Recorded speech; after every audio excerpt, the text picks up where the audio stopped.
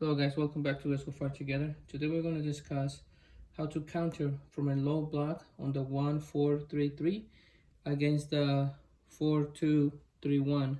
These are two of the most popular formations. This video is for everyone that wants to watch it, obviously, but someone requested me to make this video on how to counter attack when you are in a low block. Now, normally, when you under attack, you want to have your guys centered here. You end up defending with 2 DMs and 3 guys in the box. If you are like I say in a low block, let's just say that the number 7 is the one that has the ball, and he's on this wing, so that'll be this guy pulling it, coming out to cover the number 5, and then the number 6. You have to make sure you always have 2 guys in front of the goal protecting the box and protecting your goalie from crosses, and the number 2 would come in, because even if this guy stays really wide, they would have to, allow me to show you real quick, this guy will occupy your 2 center backs, which that's normal, and that's kind of what you try to do too when you are the one attacking. These guys will come up. This is what I was trying to tell you about, not being worried about, you don't want to be worried about this guy, because what they'll have to do is either take a step back and cross it, which if they can do that, fair play to them, but more than likely by the time the ball gets over here, if your player is paying attention, he should be able to tell when that player is taking that directional touch to be able to make the switch, and he should be able to go and press, at which point everybody shifts over and we're still in the same shape. You should always be able to do this consistently, but these guys have to know exactly who has the center striker. But with that in mind, let's just say that they're attacking from this side now. They have this guy out on the width. This is the most important thing that you need to know about this setup, and how, at least on a personal aspect of this, how I would defend this. This is, like I said, the number 6 would come into the box and leave the zone 14 to the 2 cams. I would drop my striker. This is to me the key to this, to be able to counter attack. You want to support your midfield, because if you notice now, you're back 5 with three guys right here. 3 guys controlling the midfield against 3. So it'll be your striker acting as a cam, and your 2 cams acting as DMs. Like I said, covering this guy from trying to come in and taking a shot, and covering the zone 14. So if they were attacking this way and he tries to come in, then the number 8 will pick him up and everybody will shift over. What I want from my 2 wingers is to be able to occupy the half spaces. So I don't want them staying wide with the number 3 and the number 2 like this, or even like this if they try to be savvy and staying on side. I don't want that, because what this allows is for these guys to come forward and allow to have more numbers in there. Or even if they leave one behind, you don't want that scenario. What I want is for my 2 wingers to occupy the half spaces, to force the back 4 to stay back. Or if he goes, let's say the number 3 goes to support, then this guy will get wider to be able to give us a couple options. Let's say, like, if we win the ball here, like I said, we go and try to find a number 9 right away, who in turn just, what you guys have to understand, if you're counter-attacking, you cannot be having this guy taking the ball for 40 yards. He has to just get the pass from the cam, and right away find the passes, the direct passes or the through passes that will split the defense. So either he can take the touch and turn and strike a pass through here for this guy, a through pass on the essence through here for this guy to run into, or if he just takes about 10 yards, one of these guys will commit, and then he can put a direct pass into one of his wingers. But that has to happen that way. The wingers and the striker have to know that as soon as the ball's turned over, as soon as we win possession, number one, they have to make sure they stay on side. So if these guys are staying way over here, then stay back here with them to force, again, these guys to stay back. Or, at the very least, if they don't stay back, then now we're on a 3v2. The reason why you don't want this guy, even if he's really fast, you don't want him to be taking this ball for 40, 50 yards. If he's like this and he's got 10 yards on everybody, then yeah, he can take it a little bit until somebody commits and then put a through pass or put a direct pass.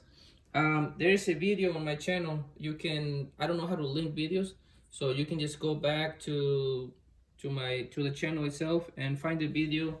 It's called How to Score More Goals.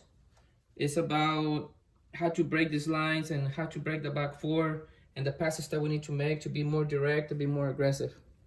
But this is the key point of all this.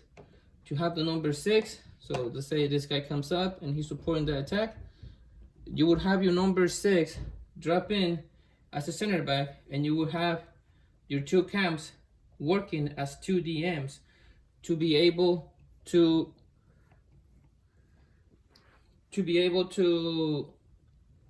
control zone 14 and their 2 DMs coming up to attack. Like I said, the striker drops in, so as they come in, once we get boxed in like this and we are in a low block, the striker will come into the zone like as a cam, like I said, and my wingers will stay on the half zones on sides, so they can be here or they can be here, but I don't want them close to the defender. I want them in between the defenders.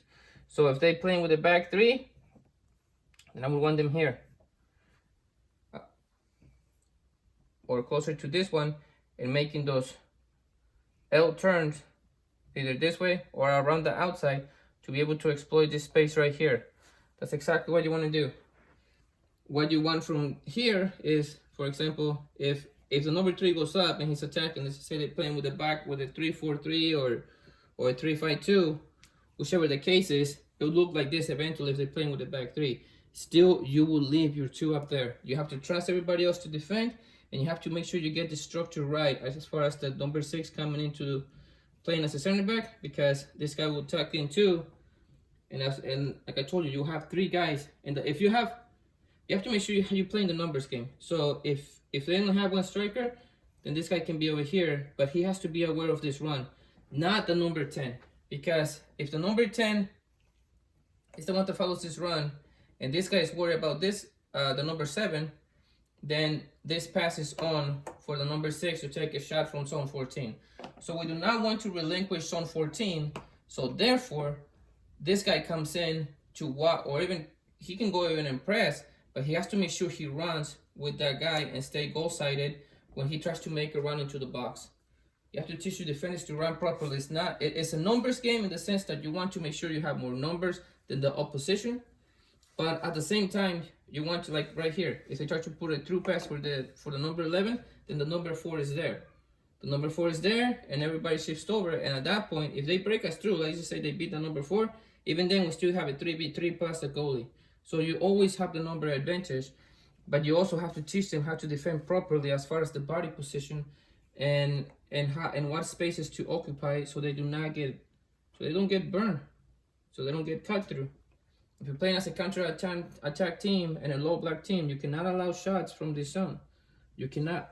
So if this guy makes a run, if he's right here trying to help build the attack, or he comes in here, this guy cannot be the one that follows him. This guy will follow him. Your left-sided midfielder will follow him. And if this guy comes in, if they try to move you, then the number 9 needs to come all the way over here. That's what needs to happen. So once we get right here into the zones, if they pass it back, then we move up together though to press. Don't sit back here.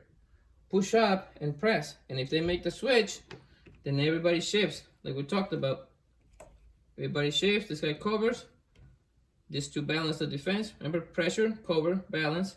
And this guy will come in. If they have 2 attackers in the box, this guy will come in. This guy will shift over. The number 8 will occupy zone 14. And the number 9 will be ready. So if this guy goes this way and he goes back and we win it here, then we can look to make a quick pass and get out on the sides. Because that's what your space is going to be. Once the wingers come up really high, what you have to keep in mind is that these are the spaces where you can play like we did here. We can play the 1-2 and get around the pressure, and then from here we can whip the ball into our winger. You do not want to put it to their feet. That ball needs to be into the space, and this has to be intelligent enough to remain on side.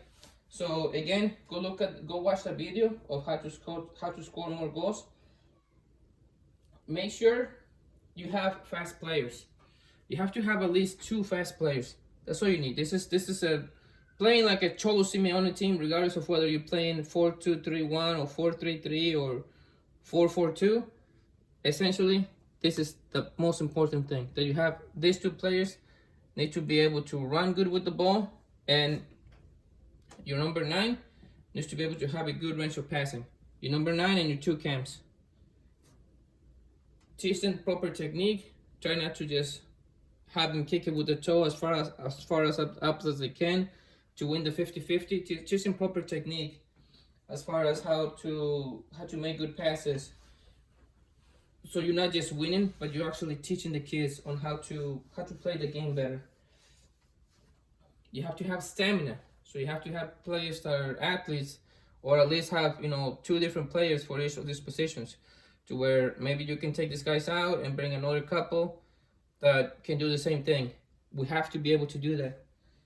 And you have to absolutely be defensively organized and disciplined, because if the number 6 does not come in here, then we're playing a 2v2, and if they whip a ball in, it's likely that they'll win it, or eventually they're going to win one. If you are a low block team and you're allowing them to have possession and you're counting on breaking on the counter attack, you have to be good defensively.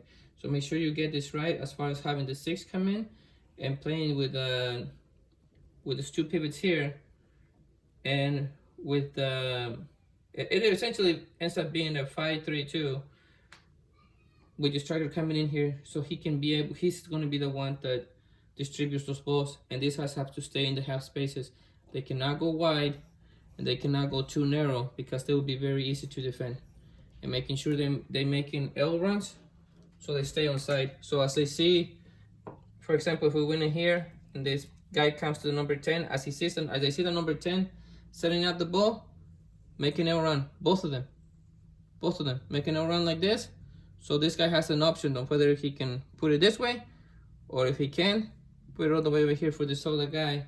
But either way, if he goes to the 11, then the 11 can carry it on and then make it cross or go on goal, because the number 7 should be able to go with him. Always go with him and stay goal-sided. Remember that the moment you leave the back line, let's just say these guys are faster than the center backs, which they should be. When they go on a 2v1 against the goalie, your other winger cannot be past the line of the ball. Once you pass the defenders, the defensive line is no longer the reference for the offside, but the line of the ball. So if this guy is here, he's good. So he'll just have to approach the goal and either take a shot, or as the goalie comes out, just set it up for his number 7 so he can just have it tap in. And if we do this correctly, if you instructed players to do this correctly, you will be a good counter-attacking team, and you will be dangerous. And the more dangerous you are, that's the beautiful thing about playing long balls. The more dangerous we are, the more they will lead players back to be able to defend better. So let's just say they leave that like this, or they go like this so they can cover those runs.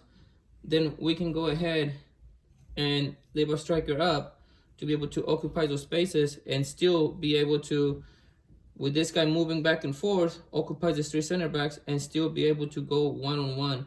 That's what you want to do. You want to isolate one-on-one if they do this. If they do get to where they don't want to give you any space. But this is the beautiful thing. If they try to deny you space up there, then that means you have a huge numerical advantage here. So that means you should be able to press a little higher. And with your 2 center backs, you should be able to control this guy. With your number 6, you should be able to control your number 6 and your number 8, you should be able to control the number 10. And with your number 10, you control that. And you still have the number 2 paying attention to the runs of the 11. Or if he stays here, don't come out with him. Let him go over there. And then if the ball goes to him, if the ball gets switched to him, then the number 8 is the one that goes and press him, not this guy. Because if this guy gets beat around, then it's a longer space for these guys to cover. So who's closest to the possession of the ball is the one that goes and press. The number 6 will go and occupy the number 10 and the zone 14. And if this guy overlaps, then that's when this guy goes and the number 6 tucks in to cover this. He does not come out, so the number 4 doesn't have to go and create this space here for their number 9 to attack in just with a 1v1, or more than likely, if they do this movement fast and they do it right, they do it good, when they cut back, or they make that pass back, more than likely this guy will be open right here.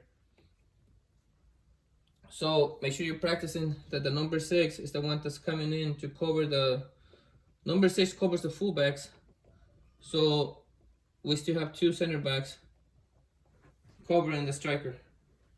And you're gonna get scored on at some point, but if you're teaching the number 6 to be a very intelligent defensive player and be able to, as soon as he wins the ball, pass it to the next guy, and then the next guy can just take some space, but then launch the ball. Do not keep it so long that you allow them to reshape.